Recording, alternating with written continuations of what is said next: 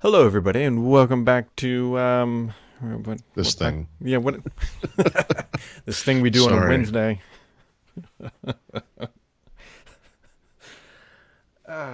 You know, it is it's 73 degrees outside, Paul. I don't know how you feel about that, but to me, I like to refer to that as perfect. Yeah, that's a good point.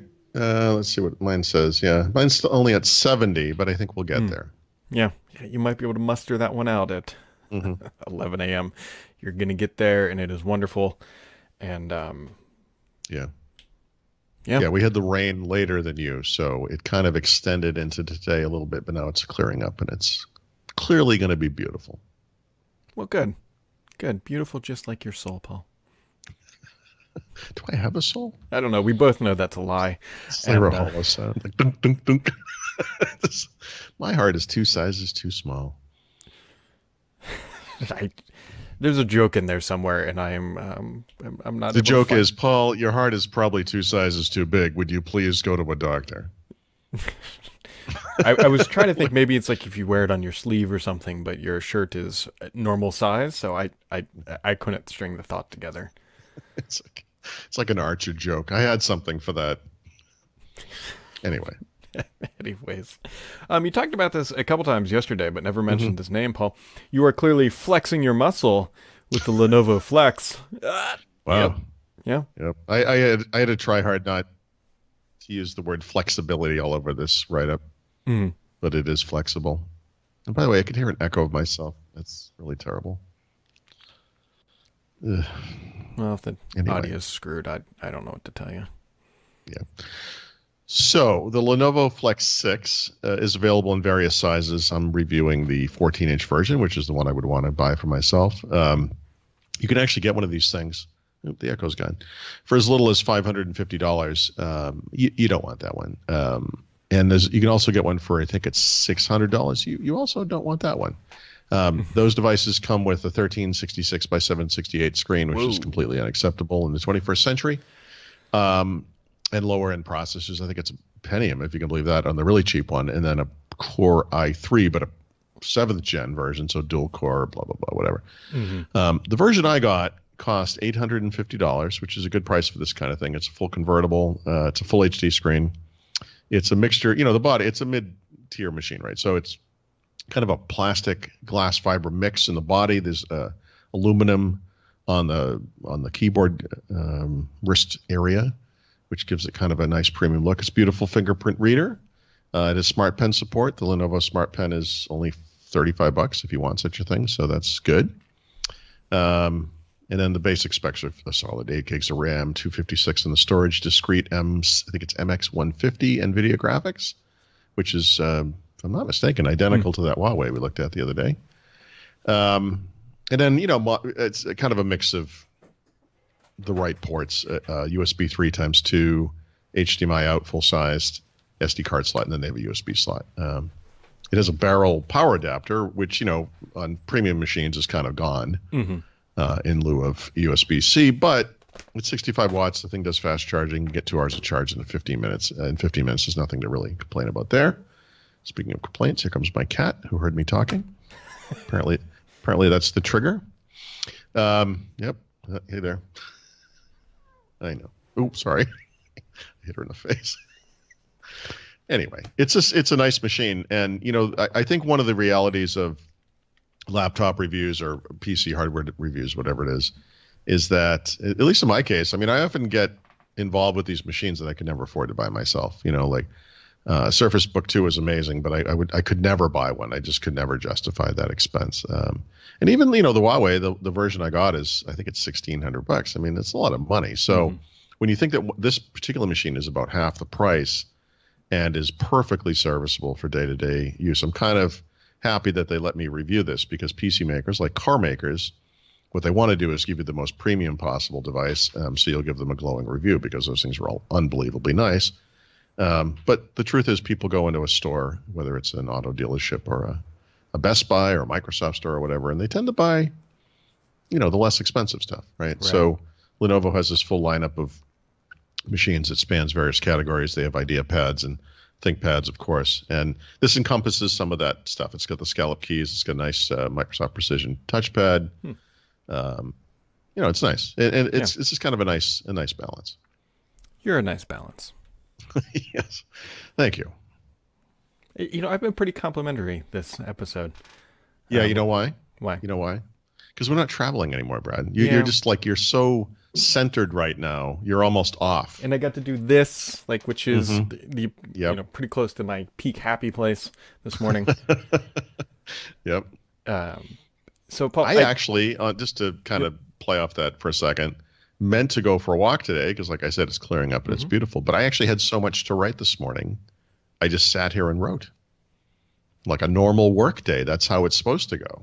And it's been, it's been quiet, right? Last 2 years, 3 years. No, I mean, last, couple of months, maybe. I mean, it's been kind of quiet, other than a couple of big events and so forth. But so anyway, that was kind of nice. It's just a normal day. There isn't anything revolutionary happening today per se. But there's actually a bunch of little things going on. Yeah. So Paul, in the 11th hour yesterday, I decided I was, taking a step back. So next Thursday, we're leaving on vacation. And we're driving. You and I. Like I said, I'm leaving. You're not. Vacation and Paul Thurrott are not in the same sentence, You're not, I don't think, ever. I'm not saying you're not invited.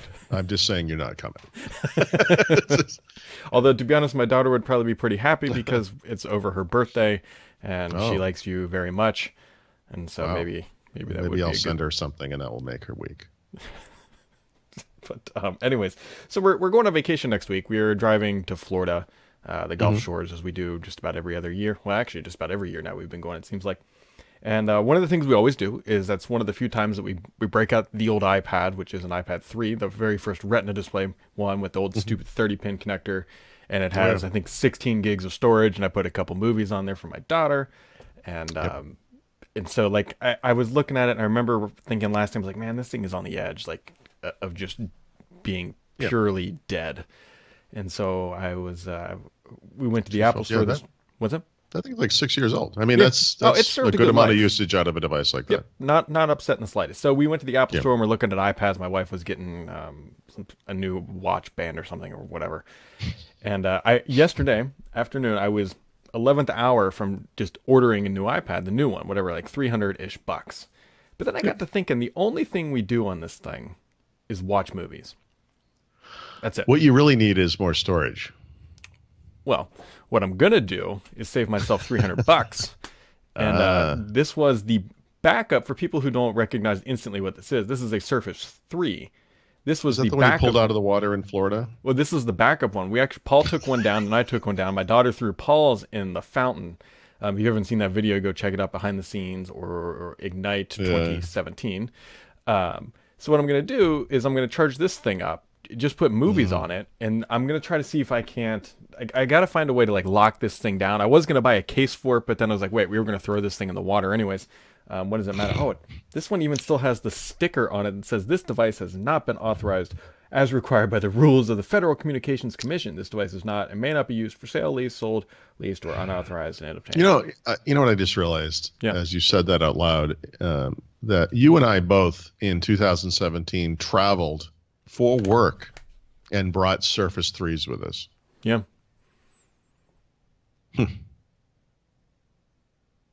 Oh, at least I had the smarts to not bring mine home with me. But anyway, so I'm going to put iTunes on this thing. Actually, I can put it through the store now, download a whole bunch of movies, and then just let her run wild with this thing, because if she breaks it, whatever. You might want to, there are tricks on iTunes. I'm not sure how it works on a PC anymore, but when you have an iPad, for example, one of the things you can kind of do to save storage space is make sure you're downloading the movies in lower quality. Sure. Which is not obvious. If you just go to the store listing for the app or for the movie, tap download, you're going to get the highest res version, but that version takes up a lot of space. I'm not sure space is the issue so much on that device as it is performance. So if you could download the SD versions of these things instead of an HD version, that would actually make tons of sense given the limitations of the hardware. Yeah. It's something to look into. Yeah. I mean, we'll see. I'm not saying we won't ever buy an iPad again, but it's... I thought you were going to say you bought one, and I I mean, that makes some sense. No, it other than certainly the fact that does. you only use it once a year. Right, but the thing is my kid, we're not at the point yet where she's using it every day, especially during the summer. If I was going to buy one, to be honest, I'd probably buy it in like October time frame, Yeah, just because sure. the dark days of winter are upon us, and Why? we all want to kill ourselves because the sun goes down at 5 p.m. But yeah, so I figured, whatever, I'm going to see how this works out, see if she likes it.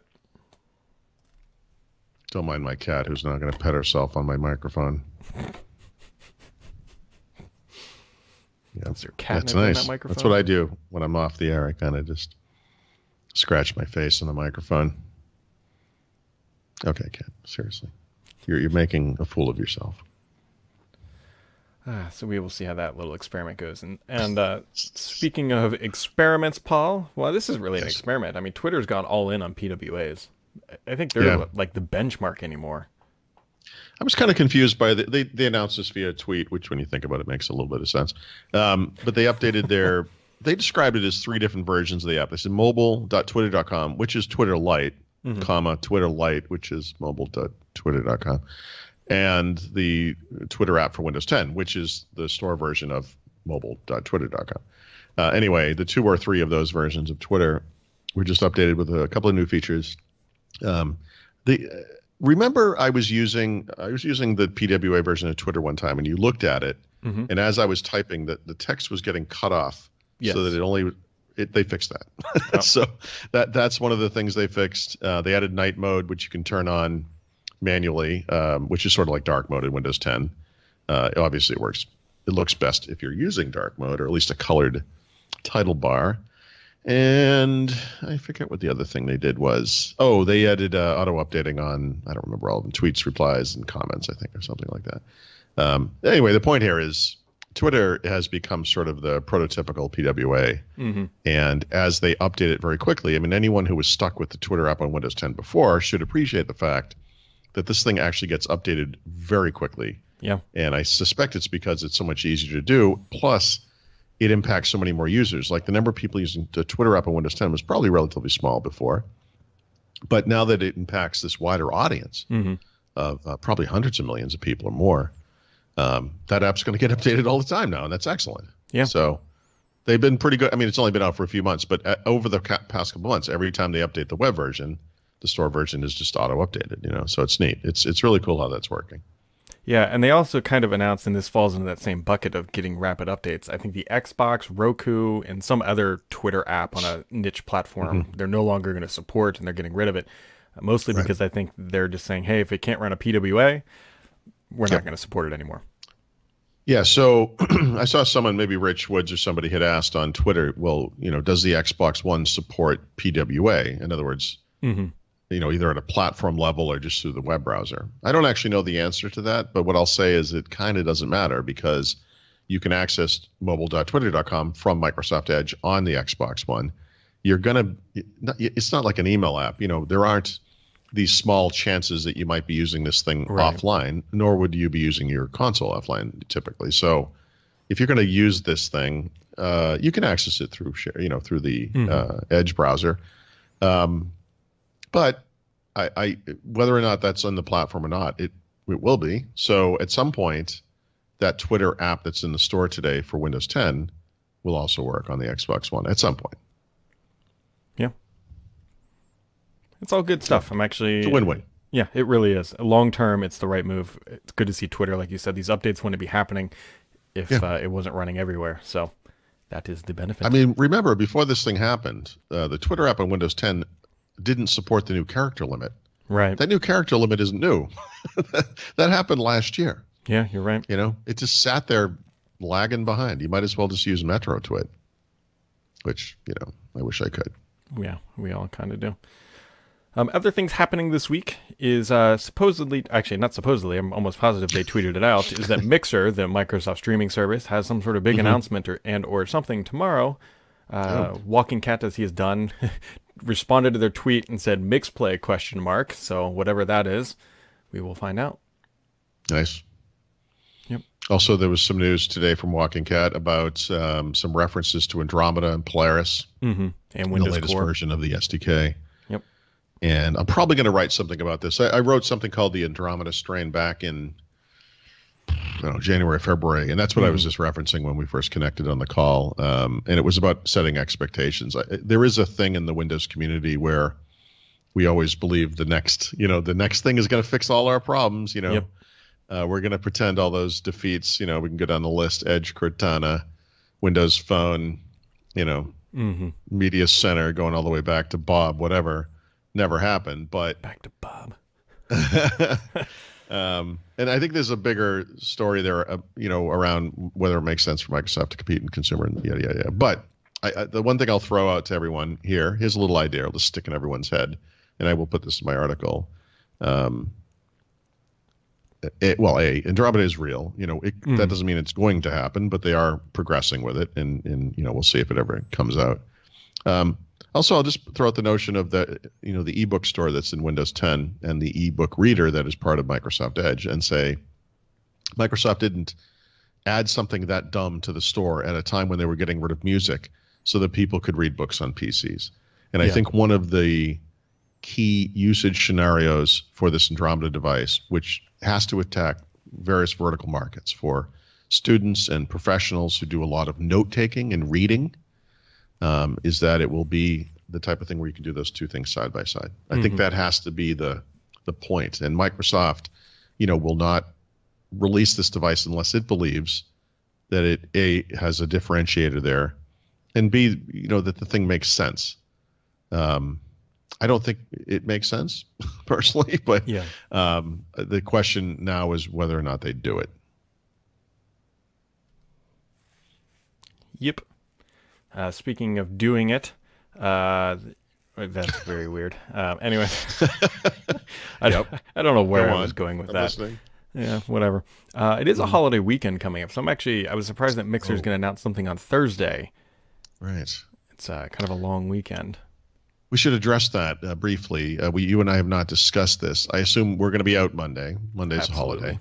Yep. I'm going to Boston for the weekend with my family.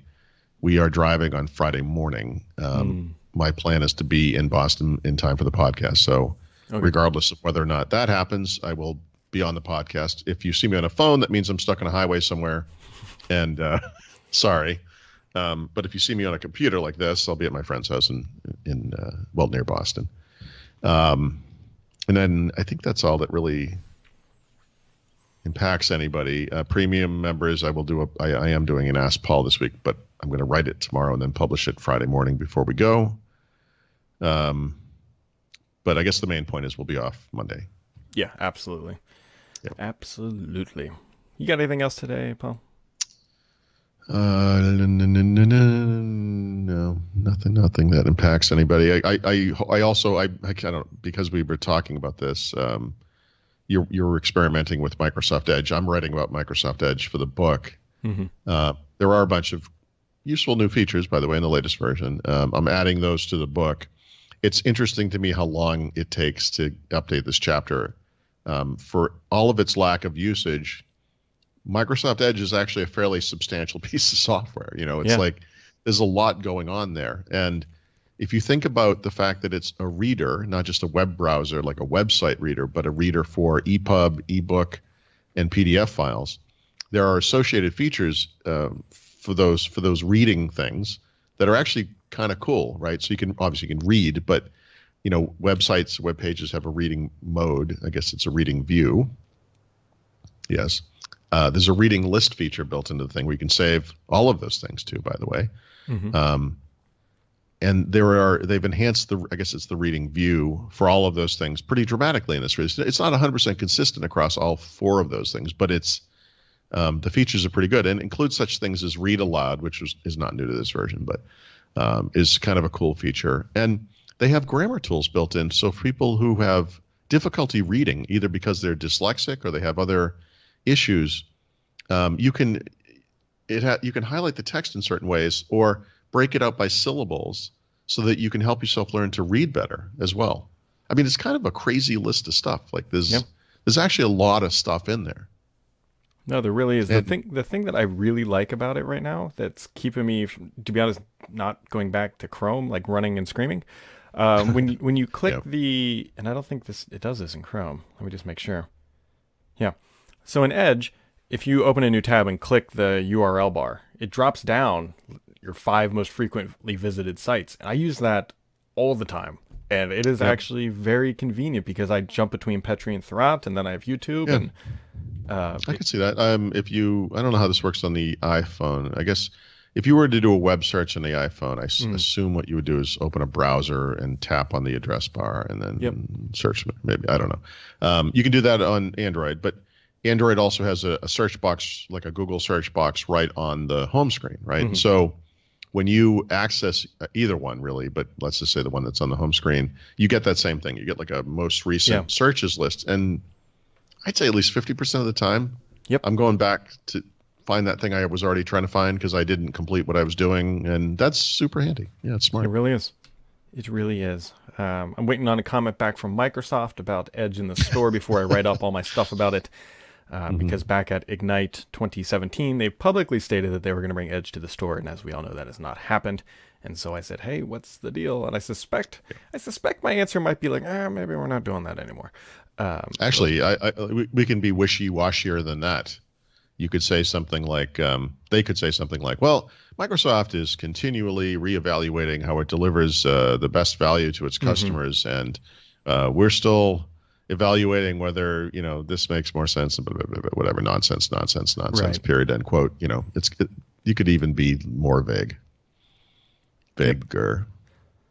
So, all right, folks. Well, that wraps it up for today. We'll be right back here tomorrow, Thursday, talking more stuff about Microsoft, Google, Apple's, Facebook's. I don't know what I'm talking about right now, but we'll catch you right back here next time on First Ring Daily.